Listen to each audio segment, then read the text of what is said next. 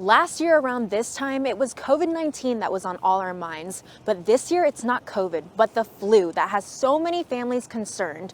The amount of cases we've seen in Montana this year has tripled compared to the amount of cases we saw last year around this time. If there's one thing that's consistent, it's flu season. But this year's may be one of the worst Montana has seen in the past 5 years. Montana is ranking one of the highest flu cases by the CDC as of right now. Kyle Austin of Farm 406 has seen the impact the flu has had in our community firsthand. A lot of positive tests going through our lab as well for flu, RSV, and COVID. This graph from the Montana Department of Public Health and Human Services shows the case numbers each year. Orange represents this year's flu season, which started in October. So far, Montana has seen upwards of 1,800 cases, triple the roughly 600 cases reported last year, which is in green. This year, we have had higher number of cases, both in new cases and hospitalization, but these cases of flu have actually started much earlier than what we traditionally would